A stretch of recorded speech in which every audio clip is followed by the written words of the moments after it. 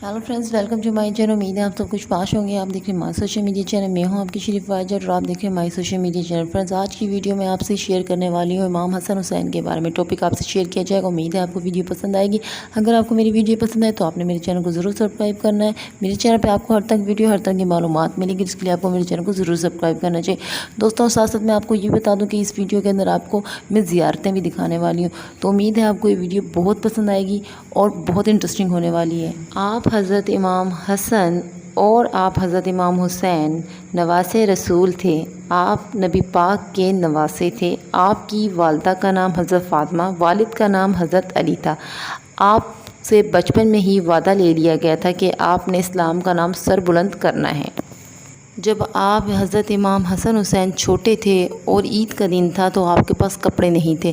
आपने नबी पाक से कहा कि हमारे पास नाना जान कपड़े नहीं हैं। तो आप नबी पाक ने हज़रत जिब्राइल अलैहिस्सलाम से कहा कि आप इनके लिए कपड़ों का इंतज़ाम करें। तो हज़रत जिब्राइल अलैहिस्सलाम ने हज़रत इमाम हसन से कपड़ों का कलर पूछा तो उसने कहा सबस।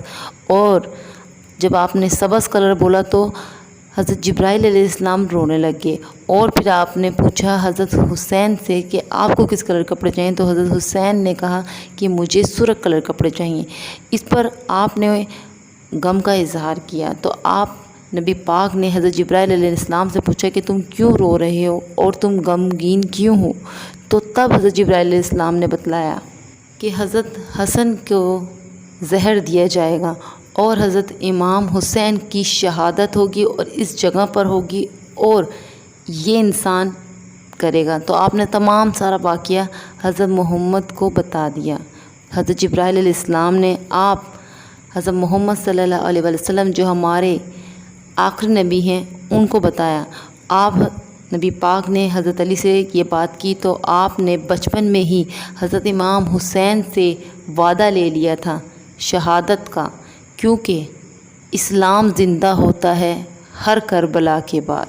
तो फिर इस तरह हज़रत जिब्राइल अलैहिस्सलाम हज़रत हुसैन के लिए सुर्ख और हसन के लिए सबस कपड़े जन्नत से ले आए। लेकिन फिर सवाल ये किया हज़रत इमाम हसन हुसैन ने नाना जान से कि नाना जान सबके पास सवारी है, कोई घोड़ों पर, कोई ऊँटों पर हमारे पास कोई सवारी नहीं। तो आप नबी पाक ने उन्हें कहा कि तुम मेरे कंधे पर बैठ जाओ। आपने एक को एक कंधे पर बिठाया और दूसरे को दूसरे कंधे पर बिठाकर घुमाया। आप नबी पाक हज़रत इमाम हसन हुसैन से बहुत मोहब्बत करते थे।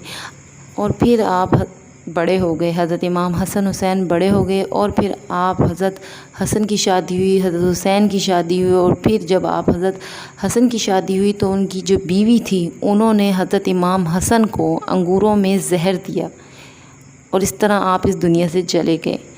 सो दोस्तों, हज़रत इमाम हुसैन जो 10 मुहर्रम को शहीद हुए, इनको बचपन में ही पता लग गया था और इन्होंने वादा कर लिया था कि ये इस्लाम के लिए अपनी कुर्बानी देंगे, इस्लाम के लिए शहादत देंगे, क्योंकि इन्होंने बचपन में ही वादा कर लिया था। जैसे कि मैंने आपको कहा था, इस्लाम ज़िंदा होता है हर करबला के बाद। यजीद इस्लाम की बेइज्जती किया जा रहा था, इस्लाम को हर जगह बुरा कहा जा रहा था, इस्लाम की हर जगह काट कर रहा था। लोगों ने हज़रत इमाम हुसैन को ख़त लिखे कि अगर आपने हमें यजीद से नहीं बचाया, इस जालिम बादशाह से आपने हमारी हिफाजत ना की, आप हमारी मदद को ना आए, तो हम आपके नाना जान को क़यामत के दिन आपकी शिकायत करेंगे। जब लोगों ने हज़रत इमाम हुसैन को ऐसे ख़त लिखे तो आप हज़रत इमाम हुसैन इस्लाम के लिए कुर्बान होने के लिए निकल चुके और आपने कहा कि हम अल्लाह के घर में अपना खून नहीं बहाएंगे, अल्लाह के घर में कोई ऐसा काम नहीं करेंगे जहाँ पर खून रेज़ी हो। और आपने फिर करबला में ज़मीन खरीदी और करबला में अपने खेमे लगवाए। जब आपने दरिया के किनारे अपने खेमे लगवा दिए तो फिर यजीद की जो फ़ौज थी उनसे बर्दाश्त ना हुआ। उन्होंने सोचा ये क्या, ये तो इन लोगों ने दरिया के किनारे खेमे लगा लिए, अब हम लोग इनको ज़लील नहीं कर पाएंगे। यजीद की फ़ौज ने आकर कहा कि दरिया के पास से खेमे हटाए जाएं। तो आप हज़रत अब्बास जो खेमे लगा रहे थे अपने तलवार निकाल ली और आप हज़रत इमाम हुसैन ने हज़रत अब्बास को कहा कि अब्बास रुक जाओ, हम यहाँ पर लड़ने नहीं आए। मैं नहीं चाहता कि लोग ये कहें कि मोहम्मद के घराने ने पानी के लिए लड़ाई की।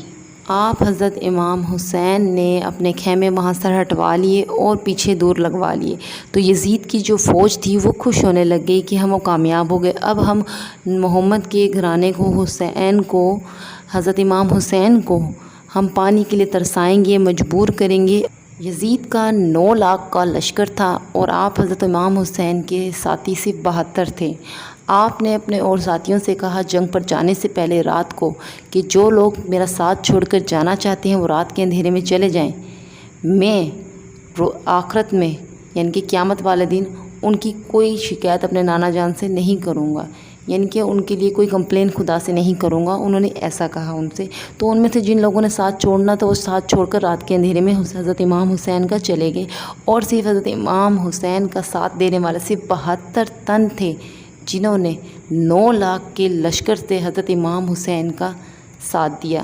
حضرت امام حسین جنگ کرنے نہیں آئے تھے، ان کا جنگ کا ارادہ نہیں تھا، وہ جنگ چاہتے نہیں تھے۔ اگر وہ جنگ کرنا چاہتے تو اس 9 لاکھ کی فوج پر حضرت امام حسین کا ایک غازی ہی بھاری تھا، لیکن آپ نے جنگ نہیں چاہی، آپ جنگ چاہتے نہیں تھے، لیکن آپ نے بچپن میں وعدہ کر دیا تھا، آپ نے بچپن میں قربانی کا، شہادت کا وعدہ دے دیا تھا کہ میں اسلام کی راہ میں شہادت دوں گا، اسلام کی راہ میں قربانی دوں گا۔ تو آپ نے بچپن میں جب وعدہ کر دیا تھا تو اب وعدہ وفا کرنے کا ٹائم تھا۔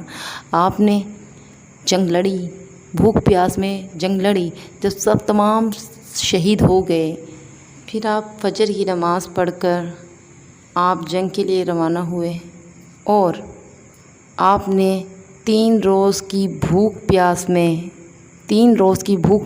آپ نے جنگ لڑی۔ آپ نے ان لوگوں سے کہا کہ دیکھو یزید کی فوج دیکھو، 3 روز کے بھوکے کی جنگ دیکھو، تو وہ ان سب نے آپ کو دیکھا، آپ شیر خدا کے بیٹے تھے، آپ نے بہت بہادری سے جنگ لڑی، آپ نے بہت بہادری سے کام کیا۔ تو شمر نے کہا کہ یہ علی کا بیٹا ہے، یہ علی کا شہر ہے، سب پیچھے ہو جاؤ، اس کے پاس کو مت جاؤ، اس پر دور سے تیر چلاؤ، اس پر دور سے چیزیں مارو جو ہو سکتا تھا۔ شمر نے 4 حصوں میں فوج کو تقسیم کر دیا اور کہا کہ یہ اس طرح نہیں مرے گا، یہ اس طرح قابو نہیں آئے گا۔ شمر نے بیویوں کے خیمے میں ایک طرف آگ لگوا دی اور دوسری طرف فوج سے تیر چلوائے، تیر اس قدر چلائے کہ آپ حضرت امام حسین کے جسم مبارک پر ایک حصہ بھی نہ بچ سکا، پورا جسم تیروں سے لپٹ چکا تھا۔ آپ گر گئے نیچے تو آپ زمین پر نہیں، تیروں پر گرے۔ آپ کی زلجلہ، جو آپ کی گھوڑی تھی، زلجلہ جسے زلزلہ کہتے ہیں، وہ آپ کے ارد گرد گھومنے لگی کہ وہ چاہتی تھی کہ آپ کو کچھ نہ ہو۔ تو شمر کہتا ہے کہ رک جاؤ، یہ وہ گھوڑی ہے جس پر نبی پاک خود سواری کرتے تھے، میں نے خود دیکھا، یہ نبی پاک کی گھوڑی تھی، اس پر نبی پاک نے سواری کی، اس کو کچھ نہ ہو۔ ان لوگوں نے گھوڑے کی تو حفاظت کی، لیکن وہ یہ بھول گئے کہ یہ نبی پاک کے نواسہ ہے، نبی پاک ان کو اپنے کندھوں پر بٹھا کر گھماتے تھے۔ وہ لوگ یہ بھول گئے کہ آپ حضرت امام حسین کا نانا خدا کا آخری نبی ہے، اللہ کے آخری نبی جن پر قرآن پاک اترا۔ وہ یہ بھول گئے کہ آپ نبی پاک نے حضرت امام حسن حسین کو جنت کے سردار بولے، وہ یہ بھول گئے، اور انہوں نے لحاظ کیے بغیر آپ حضرت امام حسین کو شہادت دے دی۔ آپ حضرت امام حسین جب جنگ کو لڑ رہے تھے تو ظہر پر آسمان سے آواز آئی کہ بس حسین رک جاؤ، اب وعدہ وفا کرنے کا ٹائم آ گیا۔ تو آپ حضرت امام حسین نے تلوار نیچے گیر دی اور سجدے میں جھک گئے، تیر آپ کے جسم پر اور آپ سجدے میں جھک گئے۔ شمر نے کہا کہ جاؤ، جا کر حسین کی گردن کو سر سے الگ کر دو۔ جو بھی آپ کی گردن کو سر سے آپ کے الگ کرنے کے لیے آتا وہ آپ کے چہرے میں نبی پاک کا چہرہ دیکھتا اور چیختا چلاتا ہوا واپس چلا جاتا۔ تو شمر نے کہا کہ یہ کام تم سے نہیں ہوگا، یہ کام میں کرتا ہوں۔ جب شمر آپ حضرت امام حسین کا سر دھڑ سے اور ان کے دھڑ سے الگ کرنے کے لیے آیا تو اس نے دیکھا کہ حسین کچھ بول رہے ہیں، اس نے سوچا کہ شاید مجھے بد دعا دے رہے ہیں، تو اس نے کان لگا کر دیکھا تو آپ حضرت امام حسین قرآن پاک پڑھ رہے تھے۔ آپ قرآن پاک پڑھ رہے تھے تو آپ حضرت امام حسین نے کہا اے شمر تم مجھے کیوں شہید کر رہے ہو؟ میں نے تمہارا کیا بگاڑا ہے؟ میرے نانا نے تمہارا کیا بگاڑا ہے؟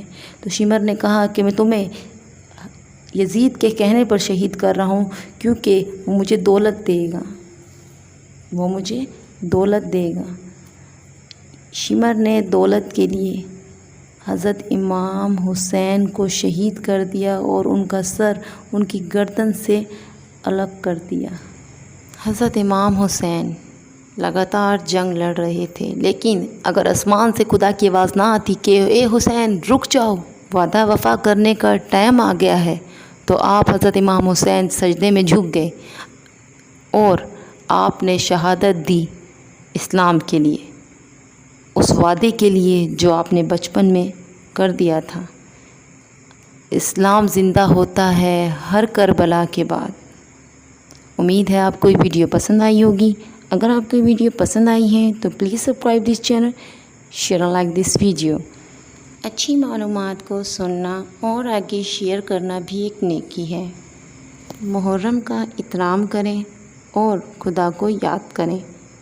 اگر کبھی محرم میں 14 اگست یا نیو ایئر آ جائے تو پھر بھی محرم کا احترام کبھی مت بھولیے گا، کیونکہ یہی وہ دن تھے جب ہمارے پیاروں نے، ہمارے انبیاء نے، ہمارے اماموں نے شہادتیں دی۔